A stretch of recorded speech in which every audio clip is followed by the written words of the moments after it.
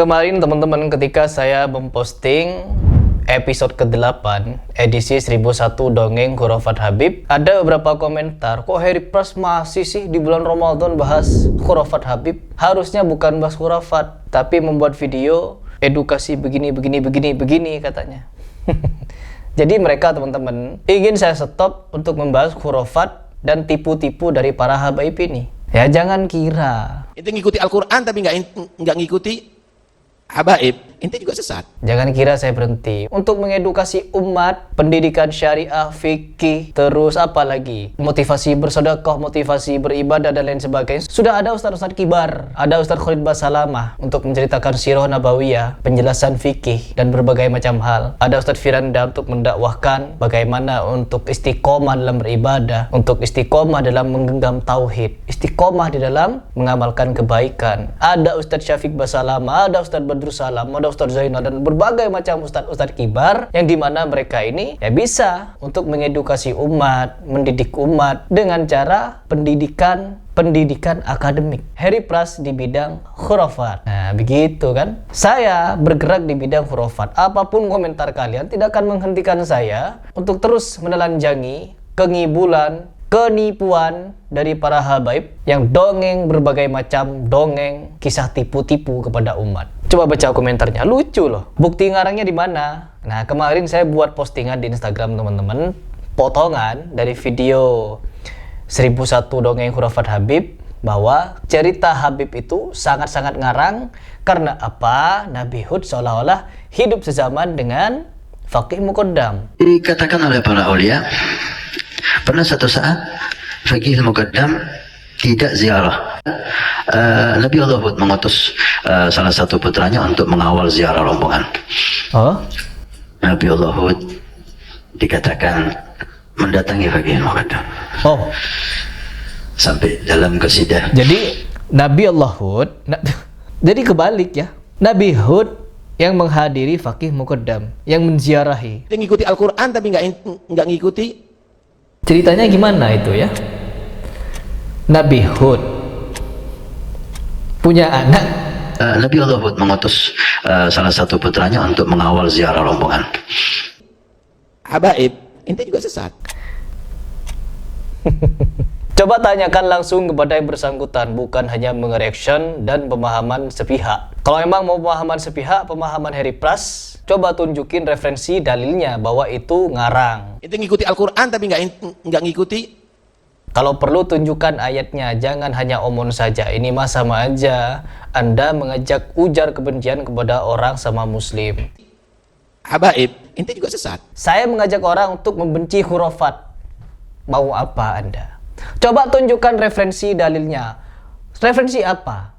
Kan Habibnya ngibul melalui kitab-kitab Habib. Habibnya ngibul dari kitab-kitab Habib mereka. Akhirnya saya berikan tanggapan di media sosial bahwa ini adalah ngibul. Karena Nabi Hud mau dijelaskan lewat kitab apa bahwa Nabi Hud hidup sezaman dengan Faqih Muqaddam. Diceritakan Nabi Hud itu teman-teman mengucapkan dan ngutus anaknya. Siapa nama anaknya? Coba kalian yang tahu siapa nama anak Nabi Hud yang diutus untuk mengantar rombongan peziarah. Kalau Faqih Muqaddam tidak ziarah kepada Nabi Hud yang akan ziarah kepada Faqih Muqaddam. Begitu terus mereka bolak-balik saling menziarahi. Di dalam Al-Quran mana Nabi Muhammad SAW dengan Abu Bakar misalkan, dengan Umar, dengan Utsman, dengan Ali. Nabi Muhammad SAW bangkit dari kubur ziarah kepada Ali bin Abi Thalib atau kepada Husain dan Hasan atau kepada Fatimah, yang dimana Fatimah sampai dia ini sakit menahan rindu kepada ayahnya. Coba datangkan, jangan omong-omong saja. Kalian ketika ditanya siapa nama anak Nabi Hud,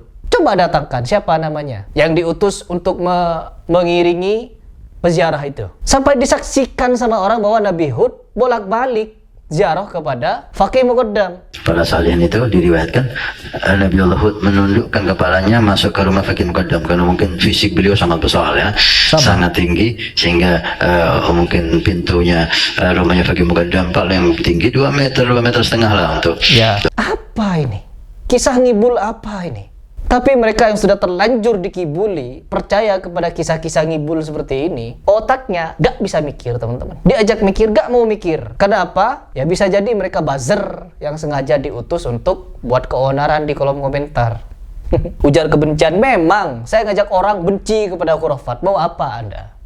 Mau apa? Ada lagi yang lain teman-teman, lebih konyol lagi komentarnya. Ramadan gak membahas ilmu sabar, ikhlas, sedekah, roja, khaur, syukur, dermawan, malah membahas hal-hal yang gak bermanfaat. Memang habaib itu mana ada manfaatnya. Oknum-oknum yang selalu ngibul, nipu, dan berbagai macam cerita halu khurafatnya kepada umat di ceramah-ceramahnya. Apa manfaatnya? Menceritakan khurafat Habib menurunkan rantai emas dari langit, Habib baca Quran setelah kematian, di dalam kubur baca Quran, duduk di kursi emas. Apa manfaatnya? Man Rabbuka, Habib Abdullah Al-Haddad. Apa manfaatnya? Apa manfaatnya? Man, ada kisah Maman. Masih ingat kalian? Yang dimana Maman ini seorang fasik, banyak bermaksiat, tapi hanya karena modal cinta kepada habaib, dipalakin sama habaib untuk memberikan kacang jagung setiap malam gratis, sampai gak punya penghasilan. Si Maman akhirnya meninggal. Setelah meninggal, dikasih tiket berupa kertas ditaruh di belakang kepalanya, dikubur. Maman VIP masuk surga. Apa manfaatnya cerita seperti itu kalau tidak untuk mendoktrin umat cinta kepada habaib, cinta buta, cinta konyol kepada habaib. Muqaddam Muhammad bin Ali Ba'alawi, pewaris sempurna Nabi Muhammad di zamannya. Jadi ujung-ujungnya teman-teman, doktrin dari Habib ini menyatakan bahwa si Habib adalah keturunan atau zuriyah paling sempurna dari Nabi Muhammad sallallahu alaihi wasallam. Enggak. Yang Anda sebutkan ini, masalah ilmu sabar, ikhlas, sedekah, roja, khauf, dan lain sebagainya ini, sudah ada Ustadz Khalid Basalam, Ustadz Syafiq, Ustadz Badrus Salam, Ustadz Firanda, dan berbagai macam ustadz. Semua sudah mengajarkan yang Anda sebutkan ini. Saya bagian khurafat, cerita tipu-tipu dari para habaib yang doyan sekali membawakan kisah-kisah dongeng dari para leluhurnya ini. Bagian saya itu. Apa keberatan Anda? Ya, ini mau berusaha mengalihkan, ya, orang-orang seperti ini berusaha ingin mengalihkan perhatian kita di dalam mendakwahkan betapa bahayanya khurafat Habib. Berusaha mengalihkan mereka. Kita tidak akan teralih, ya. Baru sampai episode 8 mereka sudah kejang-kejang. Baru saya buat segmen kumpulan dongeng khurafat Habib, sampai episode 8 mereka sudah kejang-kejang. Bagaimana nanti kalau sudah episode ke-100?